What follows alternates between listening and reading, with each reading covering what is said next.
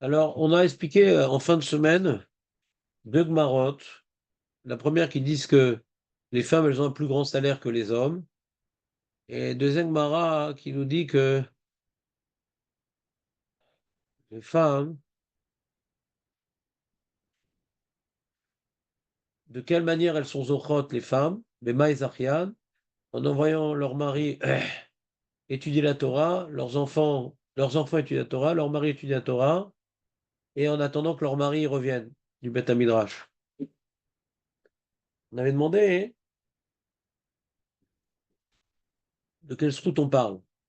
On a rapporté le Or HaChaim, mais il y en a d'autres qui expliquent comme cela, qu'on parle du Olam Haba. Puisque comme on a dit plus haut, que l'Olam Haba, c'est d'être né Misi Vashrina, de profiter de la lumière divine, de la compréhension d'Hachem, d'être proche de Dieu. Cela n'est pas possible autrement que par le Limoud à Torah. Et comme la femme, non seulement elle n'étudie pas, mais en plus elle n'a pas le droit. Elle étudie le strict minimum, les halachot, mais elle ne fait pas de Gemara, tout ça. Excusez-moi. Alors comment elles sont zochot l'Olam Haba? Dans la Torah, comment on peut zocher l'Olam Haba? Marie. Par ses enfants et son mari. Excusez-moi, Rav, quand on dit Bassar Echad, c'est pas ça qu'il fait? Peut-être, ouais. C'est une question ou c'est une confirmation? C'est une question. J'ai pas compris la question. Quand on dit ils font Bassar Echad, Ce qu'on a étudié, donc automatiquement, si lui, il a, elle a, elle, Donc c'est une confirmation, c'est pas une question. non, c'est pas une confirmation. C'est une confirmation. C'est moi que je pense. Non, non, c'est une confirmation. On est en train de dire qu'elle a le mérite de son mari, et vous dites, mais elle a le mérite de son mari, Parce que c'est Bassar Echad. mais ça revient au même. Ah, Le résultat est le même. Je me trompe ou pas?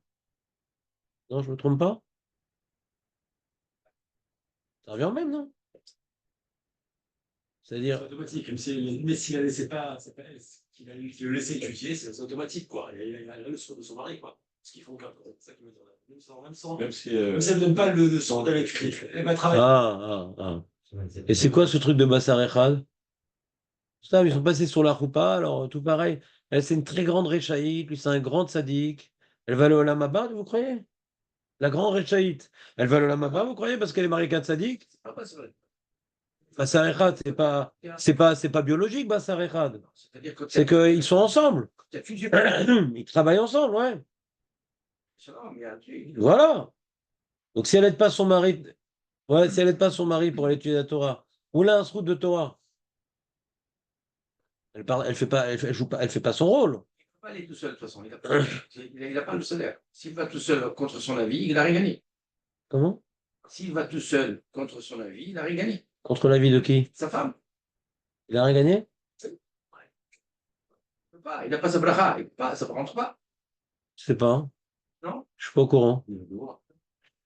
C'est ce que je pense. Hein. C'est pas des lectures que j'ai lues. Hein. C'est ce que je pense. Ouais, non, je connaissais pas. Maintenant, il a une femme réchaïte qui l'empêche d'étudier la Torah. Et il y va quand même. Il n'a pas le srout du Limoud Torah. Il est contre, non. Mais c'est une réchaïte. Elle veut pas être seule au Guéhinam. Ah putain, qu'elle peut lui interdire d'étudier. Si maintenant lui, il abandonne sa femme et ses enfants, il fait pas, il est Arzari avec Bessaler, il a pas, et son srout du Limoud Torah, il est compliqué, c'est pas une Torah Lishma, ouais. Mais s'il fait ce qu'il doit faire, mais elle a un jouk dans la tête. Non, non, je veux pas que tu ailles étudier la Torah.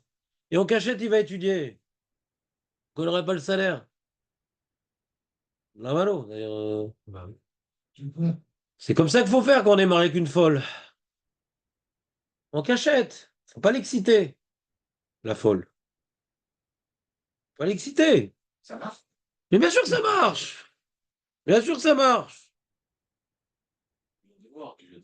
Il a devoir étudier la Torah. Sa femme, elle veut pas qu'il fasse les mitzvot. Il a divorcé. Si maintenant elle divorce pas pour des raisons XY, les enfants, les machins, les trucs, il doit essayer d'arranger les problèmes de Shalom. Mais ça, elle est maintenant. Il veut arranger, mais elle veut pas. Il y a des femmes tordues aussi. J'en parle pas beaucoup des femmes tordues. Parce qu'après, le mari, il a bonne conscience, il dit, ah, c'est la mienne. Lui, il connaît ma femme. Lui, il sait. Mais ça existe, les femmes tordues. Est-ce que maintenant c'est un baby blues? Est-ce que c'est une petite déprime? Est-ce que Bémet, elle a des mauvaises midotes? Ou le mari, il n'accomplit pas son devoir comme il devrait, donc elle lui en veut, mais elle ne sait pas pourquoi. Il peut y avoir plein de raisons pourquoi maintenant elle est mauvaise. Il y a des femmes mauvaises. Des fois, elle a des consciences atténuantes. Des fois, non. Il y a des gens mauvais. Il y a des gens mauvais. Elle la saute. En général, les gens ne sont pas mauvais pour rien. Donc, on essaie de trouver la raison et d'arranger. Mais des gens mauvais. Ah, les parents eux-mêmes, ils se battaient tout le temps, machin. Elle a grandi dans une avira de pourriture, etc. Elle a du mal à s'en émanciper. C'est là. Ça, faut bien s'enseigner avant de se marier. Elle est peut-être jolie, mais elle aussi, elle va finir fripée. Alors, regarde au moins ses midotes. Et si maintenant on tombe sur une pourriture comme ça, eh ben, on va pas l'exciter de faire des devoirs Torah à table et machin parce que ça la saoule. On fait ça discrètement pour pas l'exciter. Mais voilà qu'on doit faire ses mitzvot. Voilà. Bah, c'est un projet et qui se fait à deux. Il se fait à deux. Elle va pas maintenant greffer. C'est pas se greffer, etc. Bah, ça c'est arriver à une complémentarité dans une même mission qui est servir Dieu. Mais si elle n'a pas cette mission-là, qu'est-ce qu'on fasse? Alors, dans certains cas, on arrive au divorce. Dans certains cas. Quand la femme, elle s'oppose et tout, etc. Alors, il y a plein d'histoires de gens qui ont fait tchouva. Le mari, il a fait tchouva, la femme, non, et tout. Qu'est-ce qu'on fait? Alors, premièrement, le mari, il force pas sa femme à faire tchouva, premièrement. Mais si la femme ne le laisse pas faire ses mitzvot, alors ça peut être une raison de divorcer. Hein? C'est ça, Corel. Il y a une chance sur deux. Donc, l'histoire, elle est. Non, mais la femme n'a pas besoin d'étudier la Torah, c'est Avdel. Non, mais elle a avancé dans la Torah. D'accord, mais elle n'a pas besoin d'étudier la Torah, donc je voulais juste rester un peu dans le sujet. Maintenant, donc quand le mari veut divorcer parce que sa femme ne fait pas de chouva, il a tort. Un peu, oui, il a tort. Un peu de patience. Peut-être si tu lui donnes du kavod, de l'amour, etc., peut-être qu'elle va faire tchouva aussi. Et si la femme t'empêche de faire les mitzvot, ça peut être une bonne raison de se divorcer. C'est pas dit qu'on divorce tout de suite, il faut voir des conseils conjugaux, etc., voir un peu c'est quoi la source du problème. Des fois, c'est réparable. Pas divorcer Stam, ouais. Mais des fois, tu la sens bien campée sur ses positions, et rien à faire. Il veut pas, ne me laisse pas faire un mitzvot. C'est pas, c'est plus un Ezer. Elle reste plus dans la. Ça sert quoi, Ezer Kenegdo? Le chat de Ezer Kenegdo, vous savez, c'est quoi, Ezer Kenegdo? Mais non, pas du tout. Et j'ai donné à l'homme une aide contre lui. Mais ça, c'est pas le pshat, c'est des vortim, ça. Ezer. C'est des midrashim. Le pshat, c'est Kenegdo, c'est moulot, une aide face à lui, pas contre lui.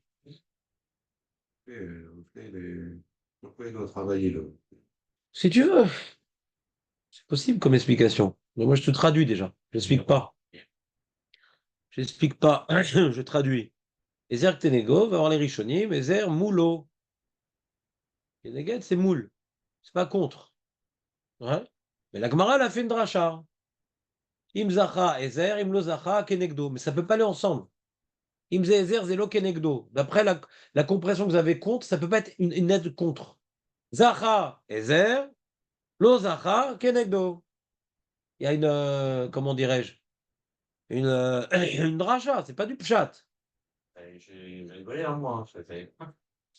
J'ai dit ça, mais c'est très bien, toi. Eh ben, c'était très très drôle ta blague, Elie. On va en faire une demain.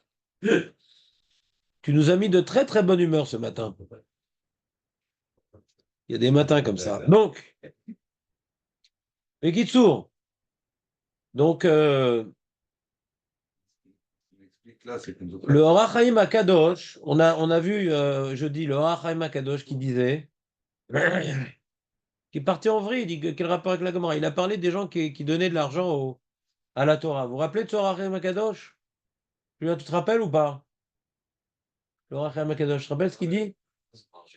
Ce qu'on a vu jeudi, c'est que celui qui aide le monsieur qui étudie la Torah, il a un salaire, mais il est à l'ombre du Gan Eden, du Talmid Chacham. Alors que celui qui étudie la Torah lui-même, il est au niveau supérieur du Gan Eden, d'accord? Pourquoi il nous parle de ça, alors, comme Akadosh? Parce que la femme, elle, même qu'elle n'étudie pas la Torah, Elle n'est pas dans l'ombre. Elle est au niveau supérieur. C'est ça le grand srar que la Gemara nous dit que les femmes, elles ont.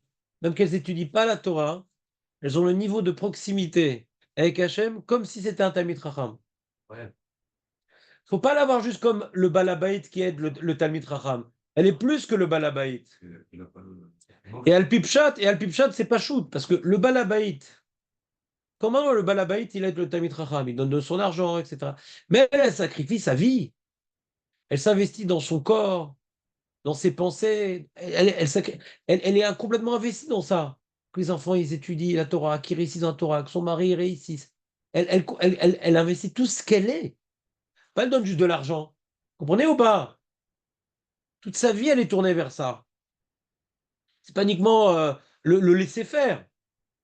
C'est pas uniquement le laisser faire. Il y a un investissement, ça, il y a un sacrifice. Elle a besoin de son mari, machin, un truc. Bon, l'exemple le plus frappant, c'est avec Rabbi Akiva, ouais. Et Rachel, où elle a laissé vache. Elle a sacrifié sa vie, déjà, elle a perdu toute sa richesse pour lui, etc. Ouais, on voit vraiment la notion de sacrifice, ouais.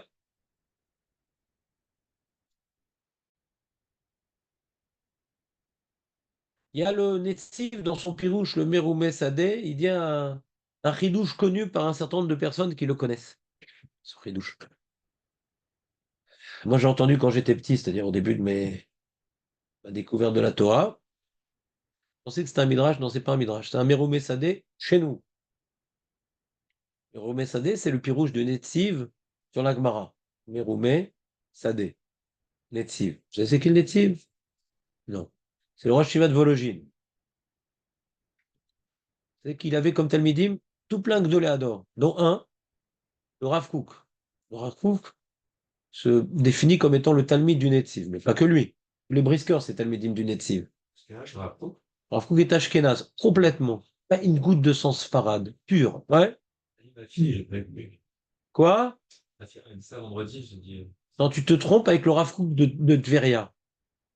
Non, non, il y aura fou de Bon. Rav Kook de Tveria, je crois qu'il est Ashkenaz, mais il s'est fait sfarad, je sais pas quoi, un truc comme ça.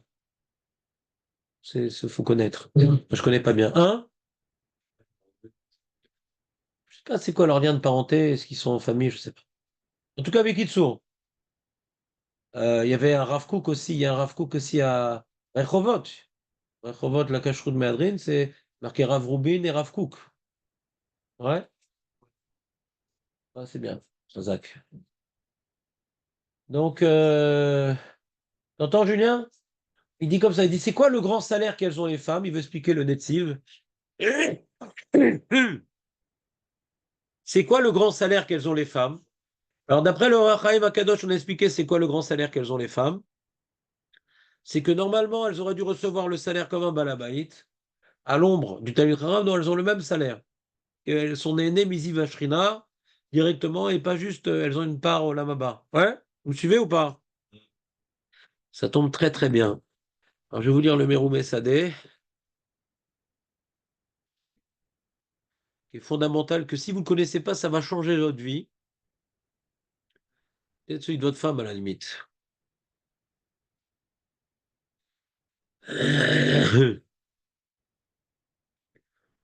Voilà, il y a marqué comme ça. Ainu mishum des Ariam bema des makrou banei matne gavri afal gav chez Emma batelim kama shot v'nineshi balze. C'est comme ça. Un homme, il a une visa d'étudier la Torah. Combien il doit étudier la Torah un homme? Le temps, pas tout le temps, le temps de libre. Il doit travailler, il doit manger, il doit dormir. C'est 8 heures, non? Non, En bas, midi, 3 il y a trois. non, non, j'insiste, non, non. Le temps qu'il a de libre. Le Rambam donne un ordre que lui faisait parce qu'il était préoccupé par ses activités professionnelles. Mais tant que tu as de libre, ouais, un avraire étudie plus que 8 heures. Alors quoi, il fait baltosif. Et un Baruch Yeshiva, il étudie plus que 8 heures. Donc c'est quelqu'un qui travaille. Le Rambam dit quelqu'un qui travaille doit faire 8 heures de Torah. Il y a 8 heures dormir, manger, 8 heures travailler, il reste 8 heures pour étudier. Quelqu'un qui travaille, et quelqu'un qui travaille pas, bien sûr qu'il fait plus que 8 heures. D'accord? Alors, Le temps qu'on a don libre. Ouais. Et Geta Boyoma Balaila. Les preuves sont innombrables. Mais des fois, la personne, elle peut étudier la Torah, ni elle est fatiguée, ni elle doit travailler, ni elle doit faire du sport, et elle regarde un film. Donc il est ouvert sur le grave Issour de Bitul Torah. Bitul Torah. La femme, elle envoie son mari au Beth Midrash. Et lui, là-bas, au Beth Midrash, prend un café, il discute là-bas dans la petite cuisine en bas. Sympa l'ambiance. Ouais. Une demi-heure, trois quarts d'heure et tout. T'as vu, qu'est-ce que t'en penses, l'Amérique, machin, un truc. Il fait ce qu'on appelle Bitul Torah. Et donc, au lieu de gagner 8 heures de limoud, par exemple, il en a 6. Il a perdu 2 heures. Là, il a discuté, là, il a répondu au téléphone, là, il a ci, là, il a ça. D'accord? Donc, lui, il aura 6 heures de Torah pour le Lamaba, avec le Ronesh du Bitul Torah. La femme, elle a 8 heures.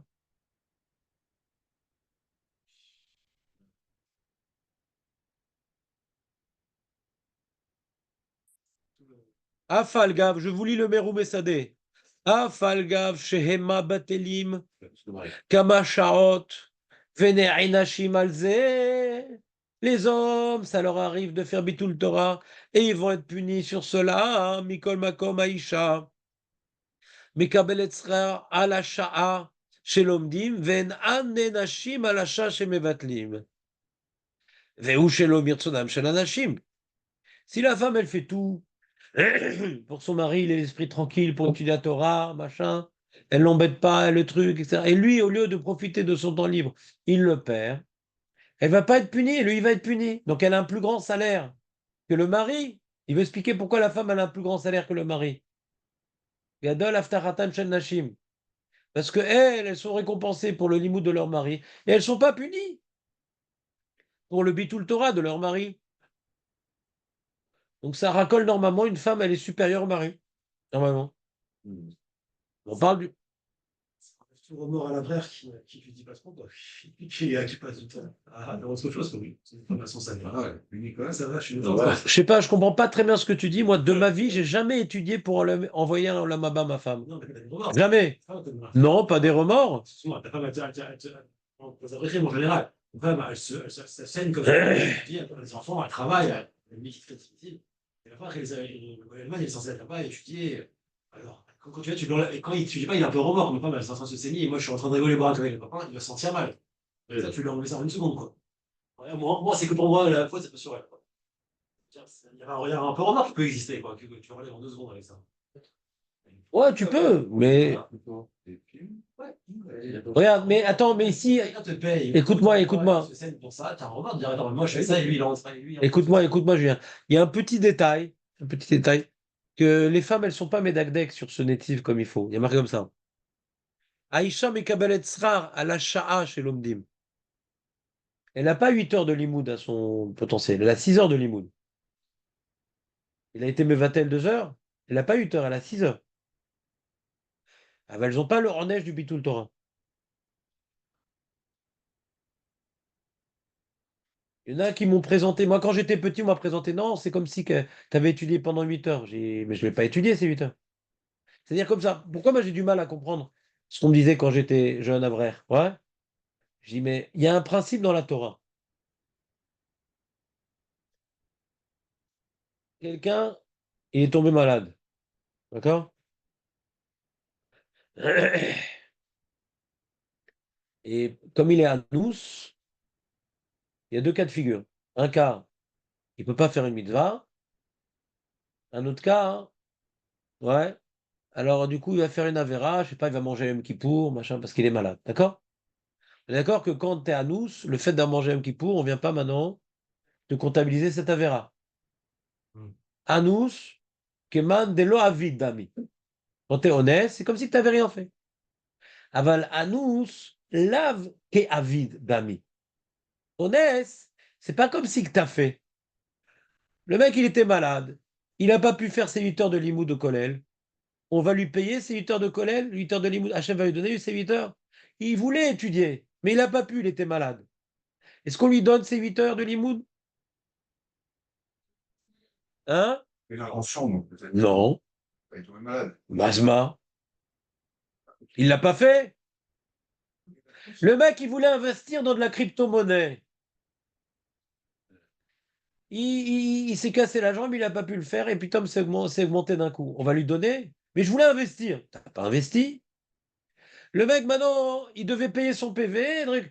Ah, on va pas lui faire un rebate parce il a prouvé qu'il a voulu le payer et qu'il n'a pas pu le payer. Le honnête, ça enlève le honesh. Le honnête enlève le honesh. Mais le honnête ne donne pas la mitzvah.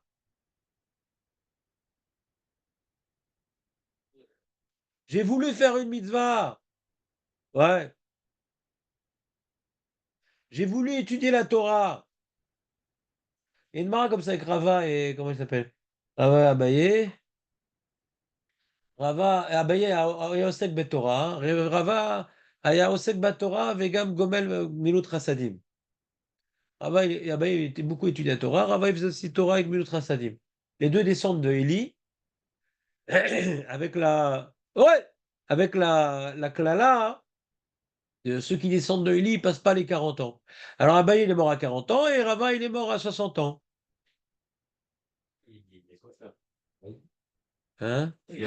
C'est pas toi, c'est pas toi, c'est pas toi. Ouais, Eli Cohen. Ah, Eli.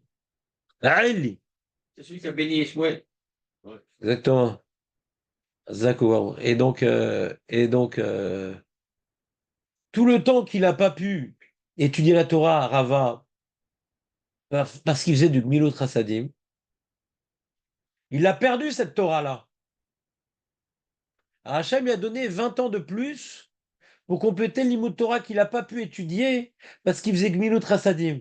C'est pour ça qu'il avait gagné 20, il a vécu 20 ans de plus que Abaye. Mais c'est pas comme si qu'il a étudié quand il est parti faire Gmilut Chassadim. Non, il a fait Gmilut Chassadim et il n'a pas étudié.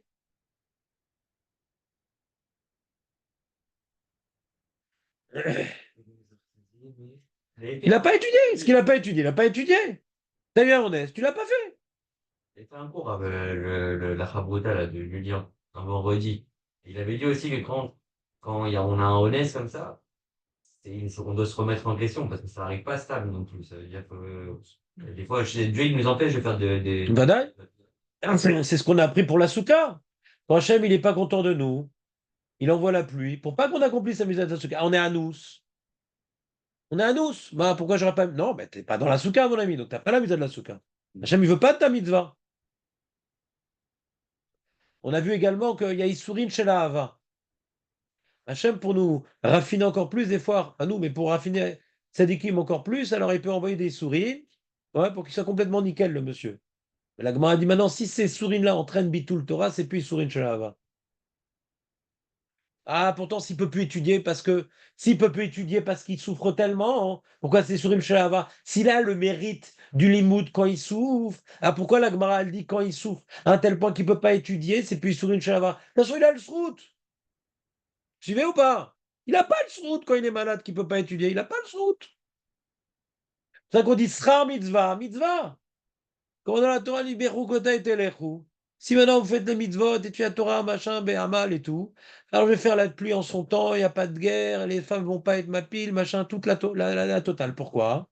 Ah, mais le salaire de toutes ces choses-là qui sont écrites dans la Torah, c'est pour m'aider à pouvoir continuer à étudier la Torah. Le salaire d'étudier la Torah, c'est quoi le salaire?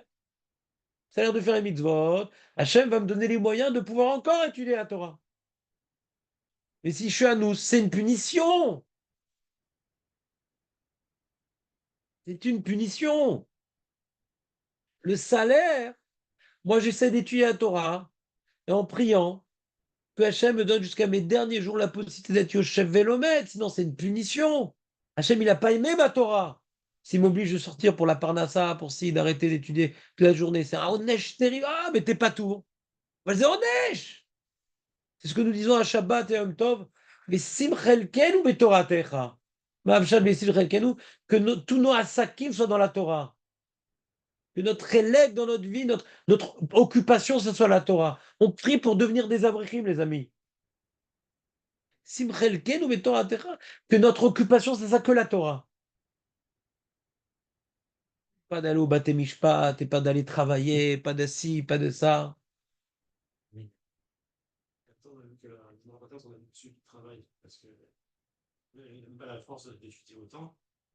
Le peu qu'il étudie, c'est ce qu'on lui demande, c'est le peu qu'il a, le temps qu'il a, et lui, son salaire est sérieux. Lui, il est pas, lui, maintenant, il a un problème, lui. Il fait son maximum. D'accord, très bien, donc il n'est pas tour quelque part, de faire plus. Mais c'est pas honnête. Non, c'est pas honnête. Lui, il a un potentiel intellectuel limité. Lui, il est limité. Lui, il est limité. Maintenant, quelqu'un qui n'est pas limité, qu'on ne lui donne pas la possibilité d'étudier. C'est une punition. Mais lui, maintenant, chacun, à la naissance, on dit, il va être racham, il va être tipesh, il va être achir, il va être... Maintenant, lui, oulou kibel chokhma. Oulou yachol la shevet et limon arbe. C'est pas de sa faute, c'est son mazal. D'accord? Et ce qu'il a reçu, il le faut au maximum. Alors lui, on va lui donner son maximum. Mais quelqu'un, maintenant, il a reçu un grand potentiel. Mais à cause des soucis, il peut pas il est toujours en train de courir à droite, à gauche, etc. C'est un honèche. Parce que lui, il peut étudier. L'essence, peut-être qu'on l'a pas rendu programme. Tu as zéro potentiel. C'est pas un âge de. Non. Chacun, il y a 600 000 néfachos dans Israël. Chacun a un travail différent. Ouais, pas tout le monde est vrai, pas tout le monde est truc. Non, non. Il y a les riches, il y a les pauvres, les intelligents, les trucs. Ça dit que Véracha, il n'y a pas. Ça, c'est à nous de définir d'exploiter notre sac à dos comme on peut. Mais non, c'est pas honnête de ne pas avoir reçu l'intelligence. C'est l'Ashkenaz, il est au même niveau que le tzaddik qui étudiait toute sa vie sans s'arrêter. Ça, on a vu. Et Khada Marbe, Khada Mamit, s'il fait maintenant son maximum, ouais. Des fois, même des Nissim. Celui qui est pas Haram fait Messirut Nefesh dans la Torah, Hachem lui ouvre les portes de la Chorma. Des fois, même des Nissim. C'est les Malam et Amazal. Messirut Nefesh, c'est les Malam et Amazal. On a vu ça avec le Netziv, on a cité aujourd'hui, qui était mamache pas intelligent. Et ses enfants, ses parents, ils voulaient l'enlever de la yeshiva. Parce qu'il dit, ça va le détruire, parce qu'il va être déprimé, il prend rien. Quand il a entendu ça, c'était un petit enfant, il a pleuré toute la nuit, Hachem, ouvre-moi, ouvre-moi, ouvre-moi. Il a tellement eu de la peine qu'on l'enlève des Shiva, Hachem lui a ouvert les portes de l'intelligence. C'est un des plus grands garants du Ham Israël. On a l'histoire du Sder Hemel aussi, qui a écrit la première encyclopédie juive. Anak Sheba Anakim. L'encyclopédie, ordre alphabétique. Tu mets un mot et tu expliques toutes les Gmarot, tous les Rishonim et toutes les Hakirot. Il n'était pas fort. Quand il est arrivé là-bas au collège, là-bas en Turquie, etc., il y en a un, il était jaloux de lui parce que le Roche qu'il a, il aimait bien parce qu'il était Réchamem, etc., mais qui n'était pas fort. Il a fait toute une histoire d'une femme, une Goya qui a témoigné contre lui, qu'il a fait des choses avec elle. Il s'est tué, il n'a rien dit. Et cette Goya-là, après, elle est venue le voir. Après un petit moment, elle dit voilà, ses enfants sont morts les uns après les autres. Elle a compris parce qu'elle a dit mal contre lui. Elle a dit du mal contre lui. Elle dit je suis prêt à témoigner. Je suis prêt à témoigner pour vous nettoyer de la salissure que je vous ai entraînée. Et non, non, ne dites rien, madame. Pourquoi elle a dit ne dites rien? Parce que qu'il y a un soupçon sur lui, c'est pas sûr qu'il a fauté. D'accord? Il y a un soupçon sur lui. Donc ça fait Krilou Lachem, que quelqu'un qui est tué à Torah fasse une telle chose. Mais que maintenant un avraire, il est payé une goyard pour témoigner sur un autre avraire par jalousie, ça c'est un très grand Krilou Lachem. Par rapport à Kadosh Baruch Hu, je préfère que le Krilou Lachem soit sur moi plutôt que ce soit sur le Ham Israël. Et il écrit Az niftechu lo sha'arei chokhma. Pitom. C'est comme l'aveugle, Pitom, il se réveille le matin, il a de la lumière. La même chose. Il y a des nissim. C'est un mazal l'Israël, c'est-à-dire il y a un mazal, mais des fois il y a des nissim. Des fois il y a des nissim. On arrive à être, comme on voit que Hachem l'a dit à Abraham, on l'a paraché cette semaine, t'as mazal de pas naître et tout, mais toi t'es les mal à mazal. Quelqu'un qui fait Messirut Nefesh, quelqu'un qui vit dans le Nes, c'est-à-dire, tu dis, moi ma nature elle est comme ça. Ani maftir lo lo ilonissim bahaim. Parce que comme il va d'après sa nature, la nature elle a une influence sur lui. Quelqu'un qui se fait violence et qui ne veut pas accepter la nature qu'il a reçue. Donc il travaille contre sa nature. Alors Hachem, il annule les lois naturelles pour lui. Donc il annule le mazal. Il ne faut pas croire dans sa nature. Hachem, il peut ouvrir beaucoup de choses. Et la parnassa, et la chorma, et beaucoup de choses. Mais dis non, moi je suis comme ça, moi. Moi je suis comme ça. Ah, tu vis avec les lois naturelles. Tu restes avec ton mazal.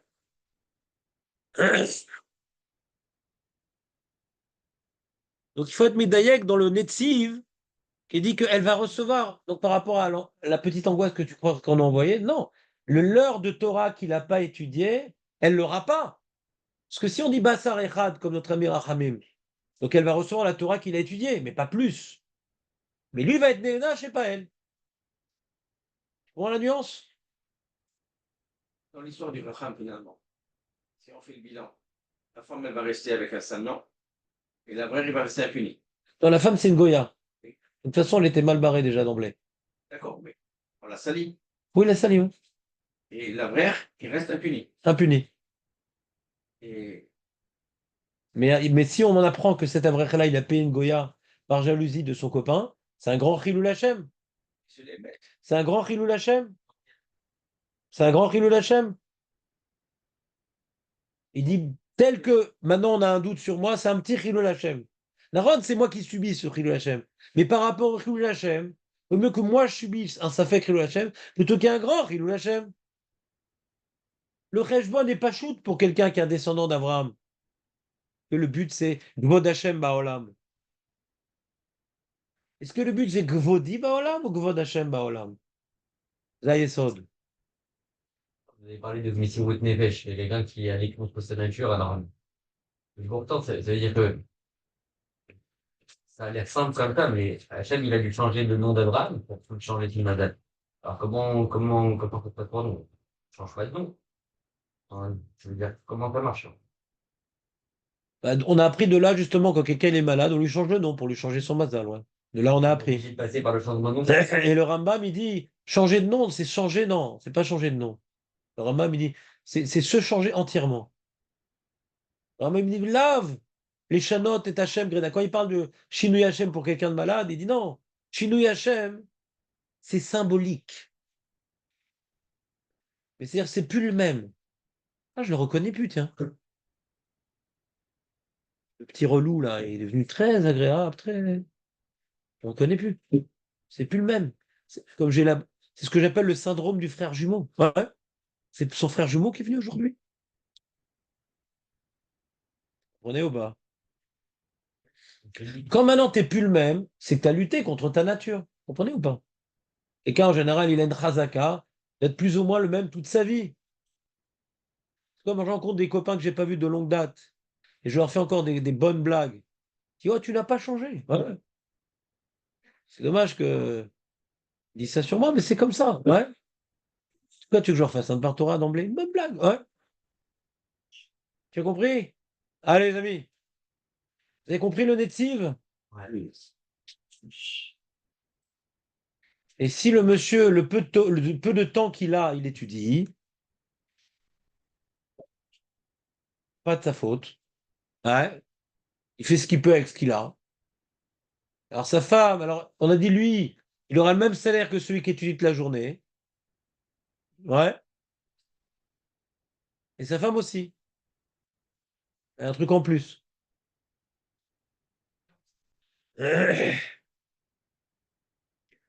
Bon, de toute façon, tout ce qui est lié au salaire, la de Lavo, on n'a jamais des définitions très précises. C'est des vecteurs relatifs. On a des notions. On ne peut pas venir après, allez, viens, amène la calculette, on va dire lui. Non, globalement, c'est. On a des directions de pensée pour comprendre un peu comment ça se passe. D'accord? C'est sympa? C'est sympa. Mhm. Allez, on continue. Ah bah c'est l'heure. Sauvé par le gong. Je l'ai entendu, je sais pas si tu penses, mais il dit que pour le Gan Eden, c'est comme des champs. C'est réparti par là. On se dit niveau, quelque chose. Sur